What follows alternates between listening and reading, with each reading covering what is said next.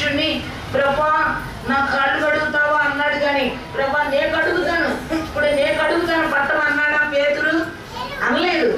ప్రభా నువ్వు కడుగుతావా అన్నాడు. కానీ నే కడుగుతానని నడుము కట్టుకుని తీసుకోలేదు. కాబట్టి ఆ కడిగే పనిని నడుము కట్టుకుని చేసే పరిచర్యకి రారు. అయ్యో అదా ఇదా అదా అంటారు. రెండోది వ్యర్థమైన మాటలు మాట్లాడతారు. ఆ వ్యర్థమైన మాటలు వద్దు, వ్యర్థమైన సలహాలు కూడా మనకు వద్దు. ఆ విమోచకుడి గురించి చెప్పండి అంతే. అది మీరు చేసే సేవ, మందిర సేవ, అది పరిచర్య. రెండోది మీరుండే ప్రతి ఒక్కరిని ప్రేమతో పరామర్శించి వాళ్ళ కోసం నువ్వు రోజు నీ ప్రార్థనలో వాళ్ళ కోసం చేయటం, వాళ్ళని పరామర్శించటం, ప్రేమించటం, సేవ చేయటం అంటే.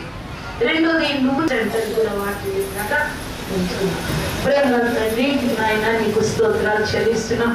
నీ అంత ఆనందించటం వల్ల మేము బలం పొందుతాము. మేము మాకు ముందు నడిచిన వారిని మేము గురిపెట్టి చూడమంటున్నావు.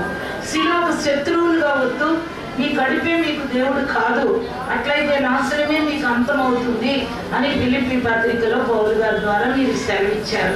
అయ్యా నడుచు వారిని మేము గురిపెట్టి చూస్తున్నాం. అయ్యా నడిచినటువంటి అమ్మ అనేటటువంటి ఒక ఆమెను గురించి పరిశుద్ధ గ్రంథంలో దైవజనుల ద్వారా మాట్లాడారు. అది నా హృదయాన్ని ఆకర్షించింది. ప్రభా ఇదిగో నీ బిడ్డలతో చెప్పాలనుకున్నాను, ఆయన చెప్పినంతగా చెప్పలేకపోయాను. కానీ ఏదో కొద్దిగా అర్థమయ్యేటట్టుగా ప్రభా నీ బిడ్డలు చెప్పా. అది వాళ్ళ హృదయాల్లో అర్థమయ్యేటట్టు చేసి ఆ జీవాహారమైన యేసుక్రీస్తుని, ఆ విమోచకుణ్ణి అందరికీ పరిచయం చేయటం, చెప్పటం, అదే మాటలుగా ఉండటానికి సహాయం చేయండి ప్రభా. వ్యర్థమైన మాటలు మాకు వద్దు తండ్రి.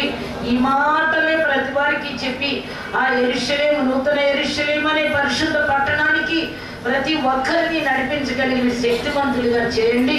ఒకరినొకరు పరామర్శించుకునేవారుగా, ప్రేమించేవారుగా ఉండటానికి మీరు సహాయం చేయమని ప్రార్థిస్తూ ఉన్నాను తండ్రి. ఆమెనైనా మరి దేవాలయమును విడువక అంటే ఆమెకు భర్త లేడు కనుక ఆమె ఇంకా ఏ వ్యాపకాలు, అయ్యా ఎవరినో